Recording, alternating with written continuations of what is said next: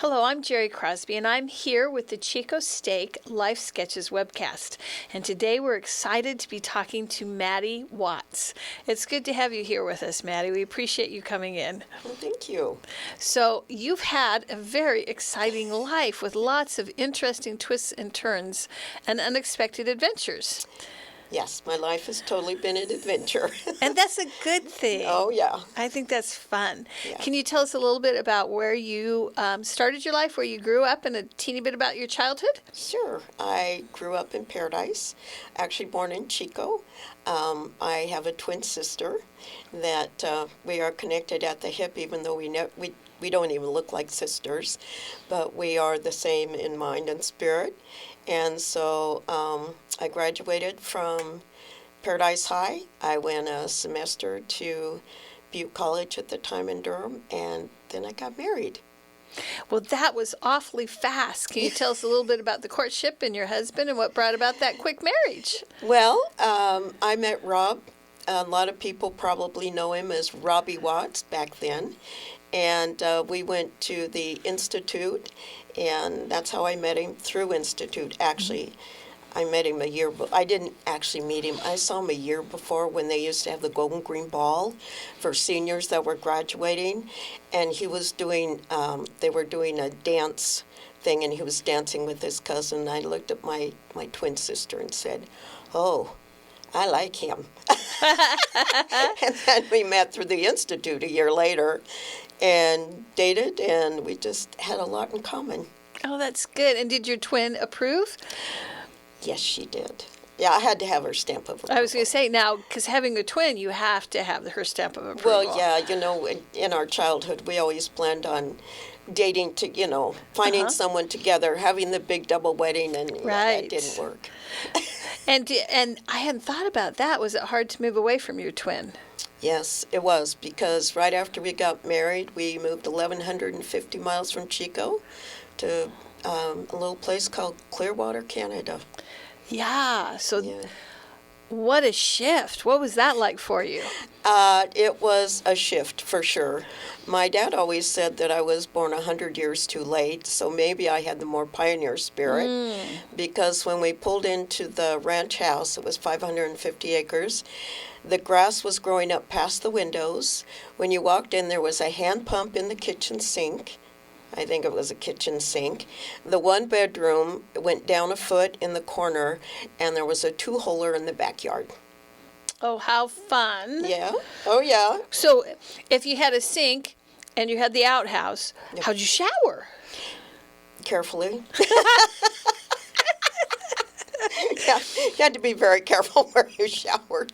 So that really was, maybe not fully pioneer, but pretty darn close. Well, yeah, from what I was Yeah. raised with, indoor plumbing and whatnot. It was really funny because the little community of Clearwater, they'd only gotten power 2 years before we got there. Wow. So we show up with, when we finally moved our stuff there, show up with the washer and dryer, and they thought we were the ritzy people from California. Oh, that's so funny. Yeah. Now, how long did you stay there, and were you able to modernize the house, or was that yeah. just the way you lived? No, we remodeled the house, and Rob was in construction, so that was an easy thing for him. And so we remodeled it, and we were there for 7 years. Mm-hmm. 7 years. With a shower and running water. Oh, absolutely. With the shower, washer, dryer, the whole enchilada. And not 2 holes out in the back. Oh, no, that was, I don't even remember what we did with it, honestly. You took care of the vegetables. That's That's what you it. did Yeah, with it. that's Yes. And it must have been cold sometimes in Canada. We would get 40 below. Wow. For 2 weeks, we had 20 below, and we raised chickens. You don't winter chickens through the winter. We found that out. I went out one day to go feed them. It was 20 below, and they were frozen to the perch. And So your version of frozen chicken's a little different than it the rest is a of little ours. different, yes. And we had pigs, and one of them bit the electrical cord that we had for a heat lamp, and he died, and he froze immediately. So Wow. we had our ventures. We had the milk cow. We had all kinds of things. It was really fun, and we had a wood stove for a long time. That was our only source of heat. Interesting. Yeah. And you went out there with your husband, and you said he was in construction. What brought you guys there? And it was British Columbia, yes? Yes, British Columbia. It was like 450 miles from Vancouver, British Columbia, up in the interior. And his family, his uncle was in construction, and they had bought property up there, and they were building a motel and a gas station and things. And so we decided to join the Watts clan. Well, and the Watts clan is a thing. It's a thing. It is a thing. Both here in Chico, and it sounds like it became a thing up in British Columbia, too. It was the little twig. It wasn't a branch, it was a twig. Started off with another couple and Rob and myself. And when the Watts came, we definitely had a lot more people.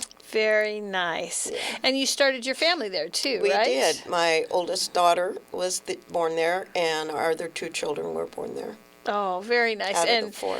What was it like having children up in the far north and in a little more of a rural setting like that? Were there any problems with that? Were you able to get doctors, all of there was care? a little clinic there. When I got pregnant with our oldest daughter, there was only a nurse that came every other week. And you had to go 80 miles to the nearest hospital, which was Kamloops, where I had our daughter.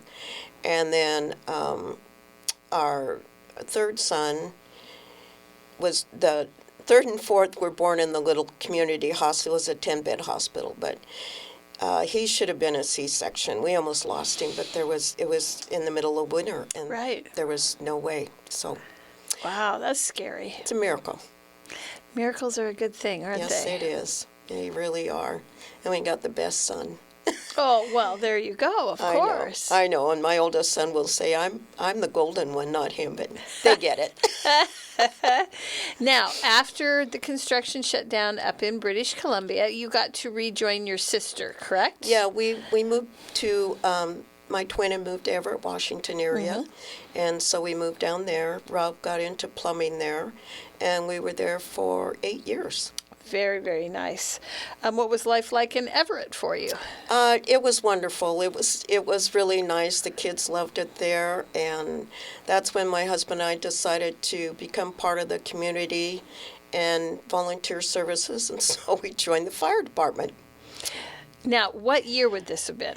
This would have been 1977 or 78 in that time. So right at the cusp of the first wave of feminism. Oh, yeah. How difficult was it as a woman being a volunteer firefighter, or were they real accepting and it wasn't a problem? I don't think they knew what to do with me, honestly. The sisters in the ward were like, okay. So I finally told them, if I may say it, that I burned my bra in the first house fire, but that doesn't mean I can't be supportive. So I think they got the idea.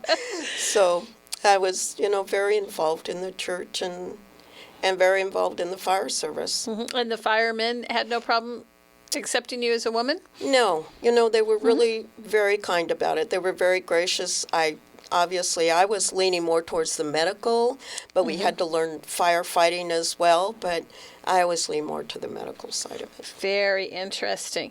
And did you start with any of your search and rescue at that point, or is that not till you came back down here till Chico? No, it wasn't until we came back down to Chico that my husband said, well, we got to do something. And so he said, we happened to see a grass fire up in Bidwell Park, and we watched them, and we went, no, because all our firefighting was urban and commercial. And so he connected with a friend of his who was in search and rescue and said, okay, come on, let's go do this. So that's how we started.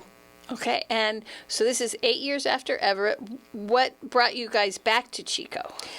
His brother needed some help with the family plumbing business and whatnot, and so we decided to come back, and it was home stomping grounds. Well, we're going to come back to search and rescue, but you said a couple of times it must have been nice to have a handy husband. Yes, it really was. He could, if Rob couldn't fix it, it couldn't be fixed. Let's just put it that way. He was amazing, yeah. And did he pass that on to your children? Yes, he did. I have a very mechanical daughter, both our daughters are very mechanical. They surprise me. And both our sons are very mechanical. My son Joe, he can fix just about anything. And Jeff is right behind him, encouraging him.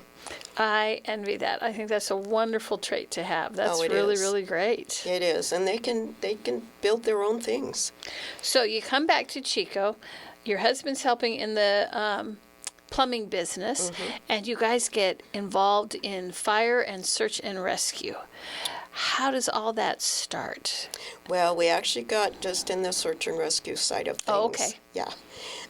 We decided not to do the fire, but search and rescue, we started going to the meetings, and I have to tell you, at first I told my husband, this is ridiculous.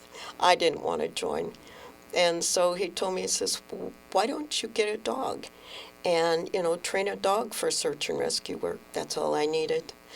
And so I got my first dog in '88, and I'm on my fourth dog now. I've been doing it since then. They've all been California certified in area or wilderness, water, human remains, and firearms. And so you don't come up with your own training for that. Do you get trained and the dog gets trained? No. Did you just figure it out? My first dog trained me. Ah. She was so much smarter than I was. And obviously you connect with people that have trained dogs or still are training dogs. And so you learn the process. And I belong to a statewide, it's called CARDA, California Rescue Dog Association.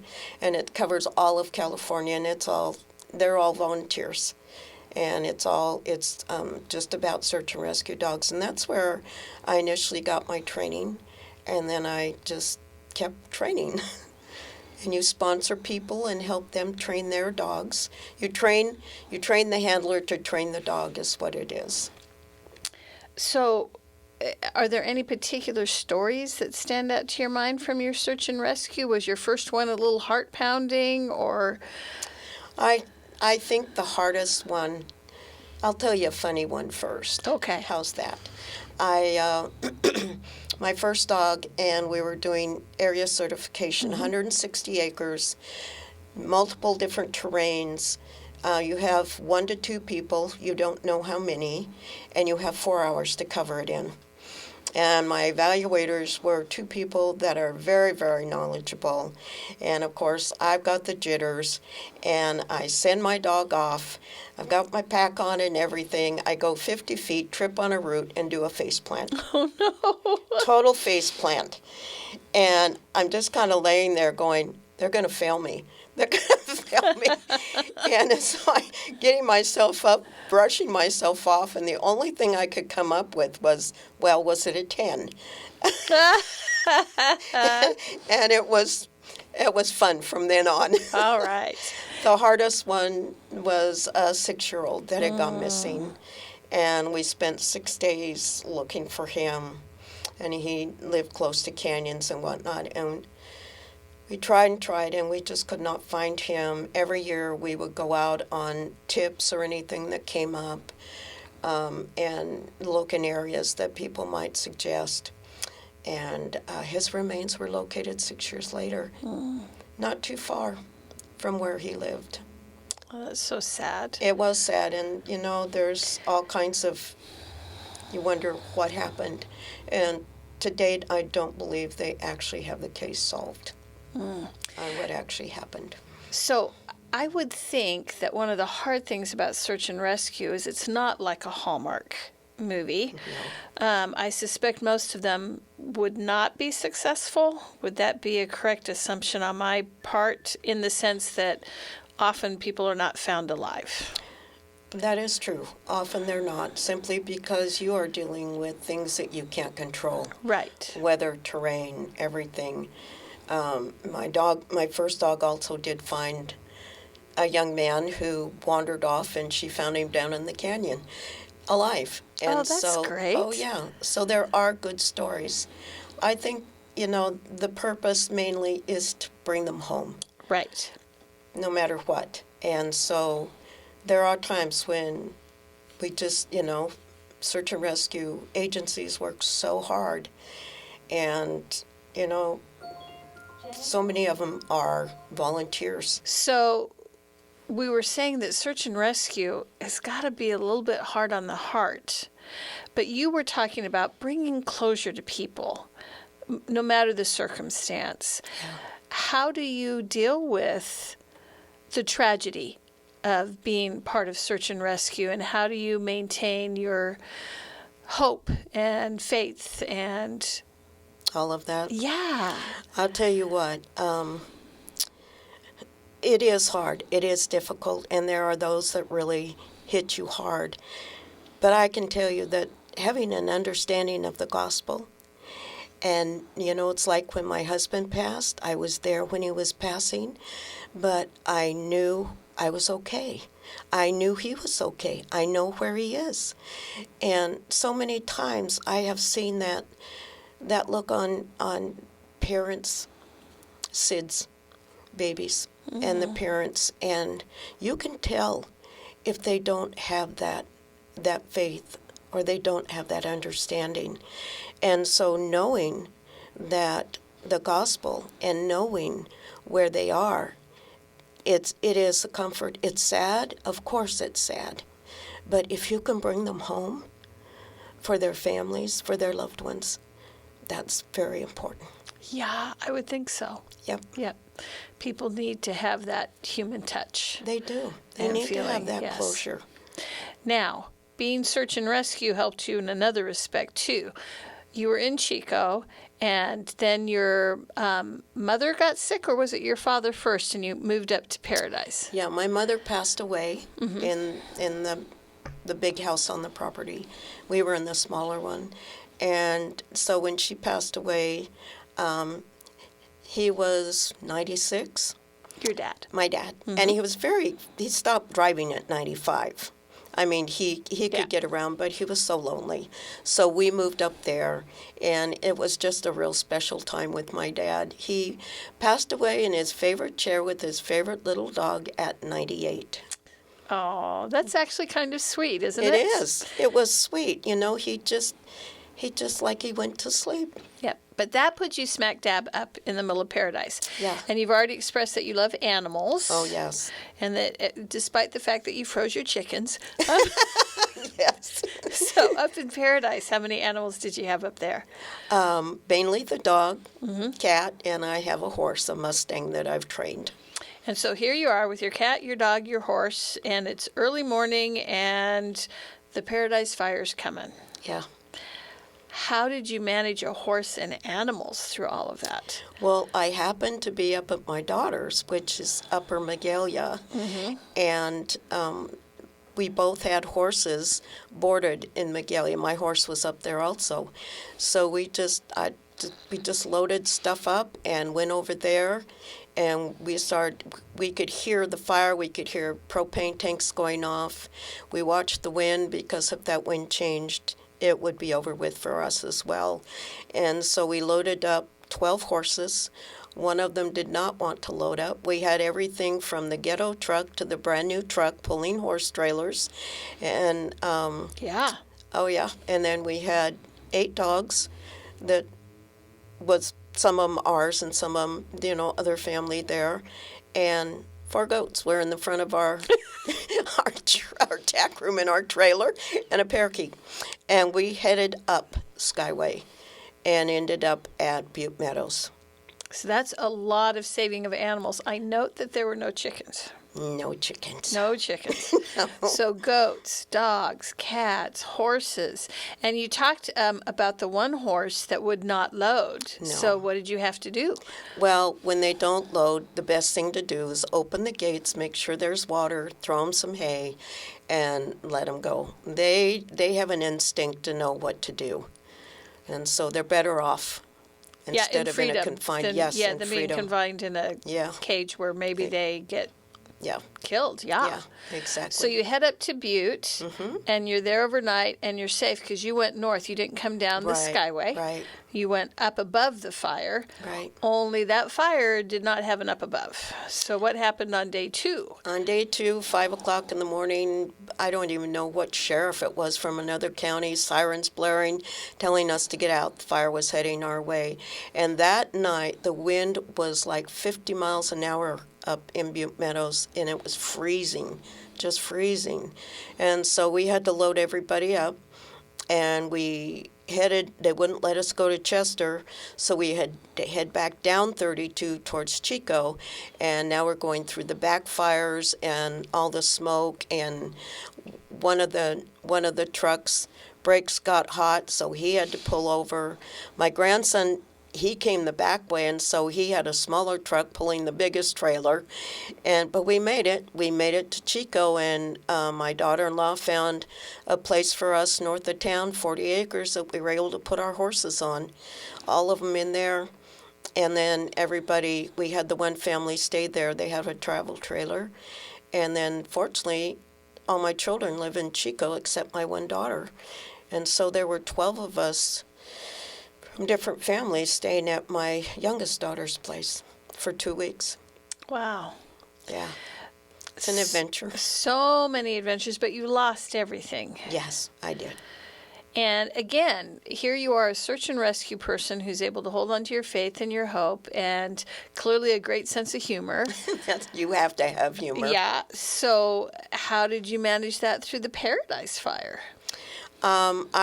It's like, what are you going to do? And so, it's devastating. And it took me, I ended up staying with my daughter up in Magalia because that wasn't touched at all. And they have 5 acres, beautiful trees. It was a good healing place. I could have my horse there, my dog, yeah. And so it was hard to go back to my property at that time. It took me about 2 years to really go back. It was just too much because the main house, my mom had passed away in the main house, my dad had passed away in the main house, so did my husband. And it was all gone. And so about 2.5 years, I decided you got to pull up your bootstraps, Watts, and get on with life. And so I did. Well, you do appear to have done that very well, so good for you. Any special stories about your children that stand out to you? My children are amazing. I have 4 of them, and they are so amazing. They are so caring, so giving. They watch over each other.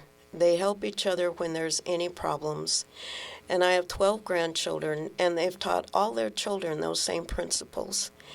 And I now have a great-granddaughter, and it's just amazing to me. Family is so important, and I tell all of them, it's important to have faith, because if you don't have faith, no matter what the challenges are or the things that you run into in life, if you don't have that faith, everything could be gone, but that faith is the thing that's going to carry you through.